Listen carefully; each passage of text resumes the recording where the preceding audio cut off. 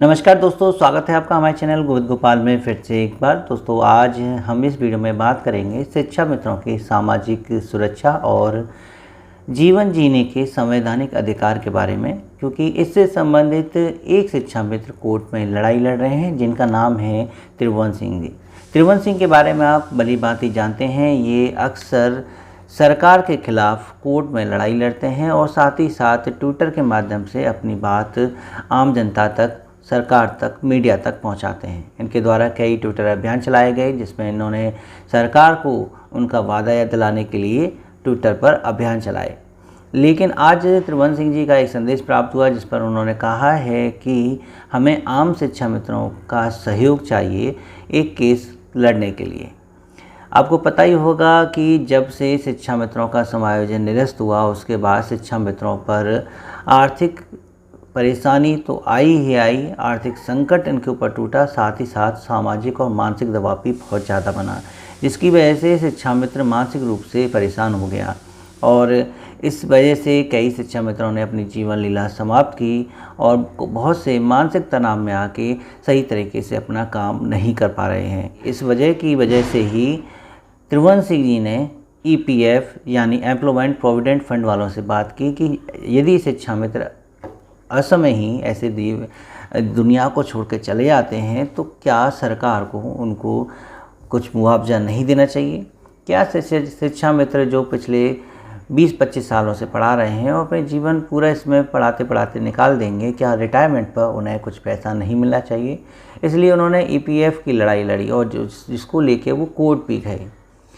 जब से त्रिभुवन सिंह जी ने EPF की लड़ाई कोर्ट के माध्यम से लड़ी है, उनके खिलाफ कई याचिकाएं पड़ी हैं और कुछ खारिज भी हुई, कुछ लिस्टेड हुई एक साथ। तो उन्हीं लिस्टेड केसेस में से एक केस सुना गया 21 मार्च 2022 को। 21 मार्च 2022 में जब केस सुना गया तो अच्छी बात इसमें ये रही कि EPF वालों ने यानी कि एम्प्लॉयमेंट प्रोविडेंट फंड वालों ने अपना एफिडेविट सकारात्मक रूप से सबमिट कर दिया, यानी शिक्षा मित्रों के पक्ष में सबमिट कर दिया कि हाँ, इनका EPF कटना चाहिए इनकी सैलरी से। अब इसके बदले में कोर्ट ने सरकार से एफिडेविट मांगा है कि अब आप अपना जवाब दीजिए 3 हफ्ते के अंदर। सरकार अपना जवाब 3 हफ्ते के अंदर देगी और अब इसकी सुनवाई 11 अप्रैल को होगी। 11 अप्रैल को अगर सरकार अपना एफिडेविट पक्ष में लगा देती है तो शिक्षा मित्रों के खाते से EPF की कटौती, उनके मुआवजे और रिटायरमेंट पर एक मुश्त पैसा मिलने वाली बात साफ़ हो जाएगी।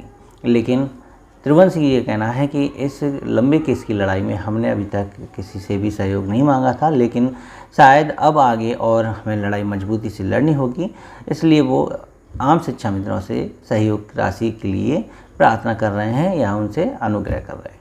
तो बस आपको कमेंट करके नीचे बताना है कि क्या आप त्रिभुवन सिंह जी के साथ हैं या नहीं।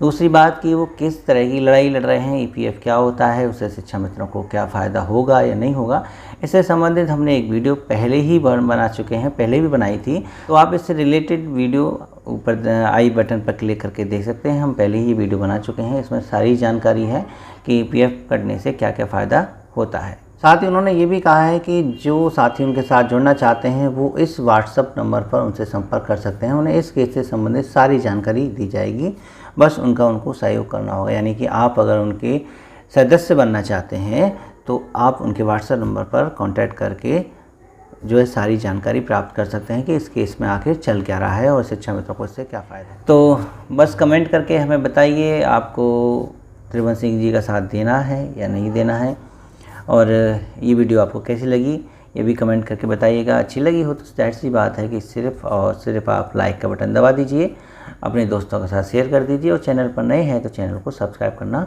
मत भूलिएगा। हम आपसे फिर मिलेंगे अगली वीडियो में, तब तक के लिए नमस्कार, जय हिंद।